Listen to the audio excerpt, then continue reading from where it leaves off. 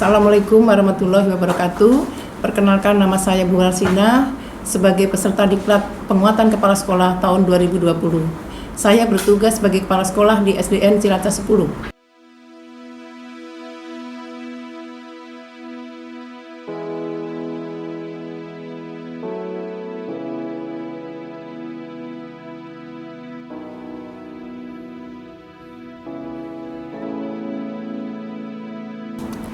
Tugas akhir Diklat Penguatan Kepala Sekolah adalah membuat program pengembangan sekolah.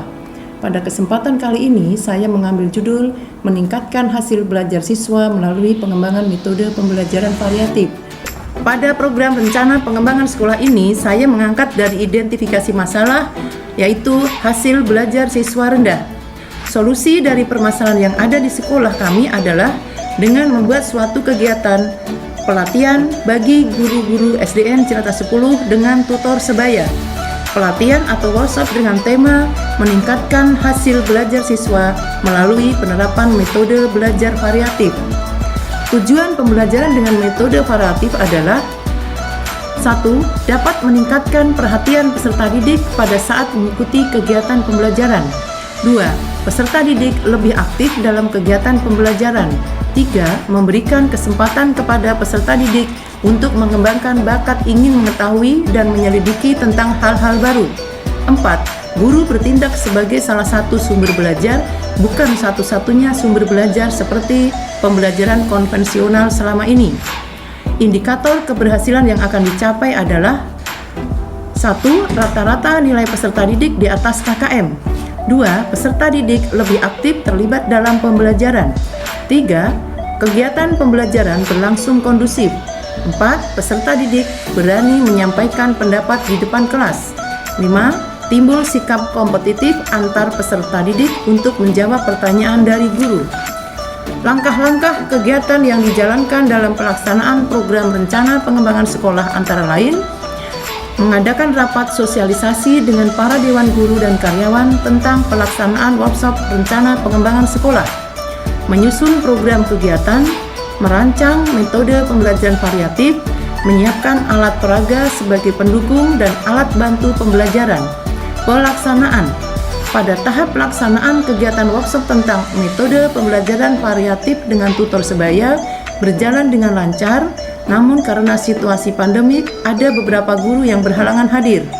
Kepala sekolah memberikan arahan kepada peserta untuk membuat kelompok kerja pembelajaran variatif di kelas. Ada beberapa metode pembelajaran variatif, diantaranya 1. Metode mix a match, yaitu siswa mencari pasangan. Setiap peserta didik mendapat sebuah kartu, bisa soal, bisa jawaban. Lalu secepatnya mencari pasangan yang sesuai dengan kartu yang ia pegang. 2. Metode eksperimen atau percobaan, yaitu cara penyajian dalam pembelajaran di mana peserta didik melakukan percobaan tentang suatu hal, mengamati prosesnya, serta menuliskan hasil percobaan yang dilakukan. 3. Metode mapping, yaitu model pembelajaran menulis secara kreatif untuk meningkatkan para pembelajar dalam mengingat pengetahuan dan informasi yang telah didapat.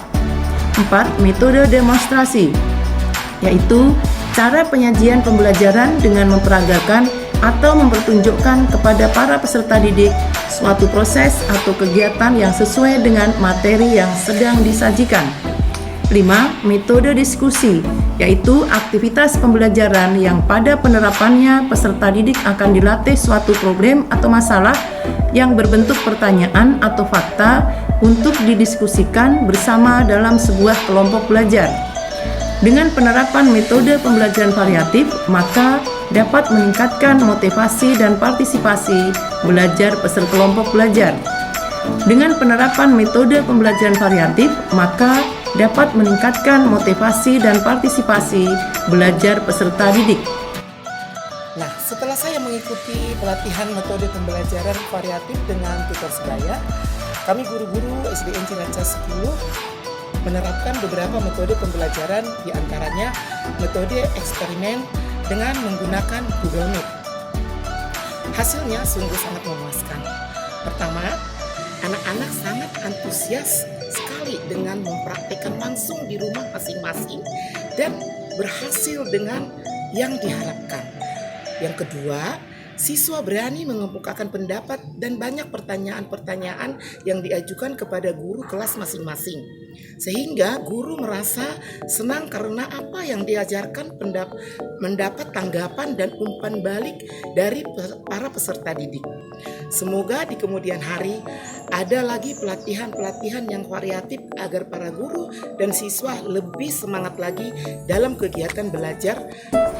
Melaksanakan evaluasi dan monitoring kegiatan pembelajaran program rencana pengembangan sekolah. Langkah selanjutnya adalah refleksi yang disepakati oleh para dewan guru, yaitu dalam kegiatan belajar mengajar menggunakan media pembelajaran yang lebih bervariasi untuk menunjang kegiatan keterlaksanaan pembelajaran. Diharapkan seluruh guru lebih menguasai IT. Setelah adanya program workshop pada kegiatan rencana pengembangan sekolah, guru lebih memperkaya metode-metode pembelajaran. Langkah selanjutnya adalah tindak lanjut. Tindak lanjut pada kegiatan rencana pengembangan sekolah ini adalah menjalin hubungan dan komunikasi yang baik antara guru, siswa, dan orang tua. Mengadakan pelatihan guru untuk meningkatkan penggunaan IT dan media pembelajaran yang sesuai dengan metode dan materi pembelajaran. Untuk menunjang keterlaksanaan antusias belajar siswa yang tinggi, sekolah membuat program kegiatan non-akademik untuk merangsang minat belajar siswa seperti kegiatan pencaksilat, seni tari, seni lukis, pramuka, dan lain-lain.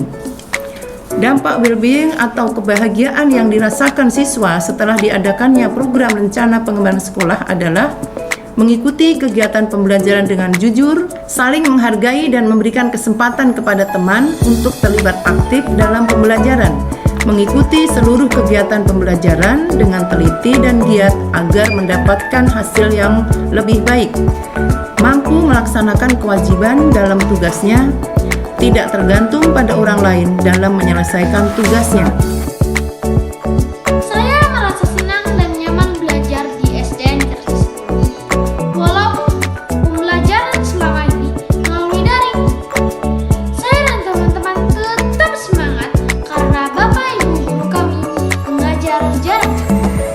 Menggunakan beberapa metode yang bervariasi dan sangat menyenangkan, sehingga kami tidak merasa bosan walaupun belajar dari rumah.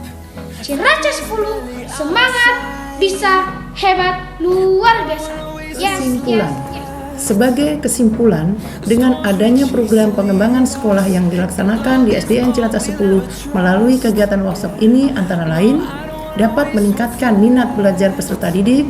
Semua peserta didik terlibat aktif dalam pembelajaran, mendorong peserta didik berpikir secara aktif dan kreatif, dapat meningkatkan hasil belajar peserta didik. Sekian yang dapat saya sampaikan dalam program pengembangan sekolah ini. Terima kasih atas perhatiannya. Wassalamualaikum warahmatullahi wabarakatuh.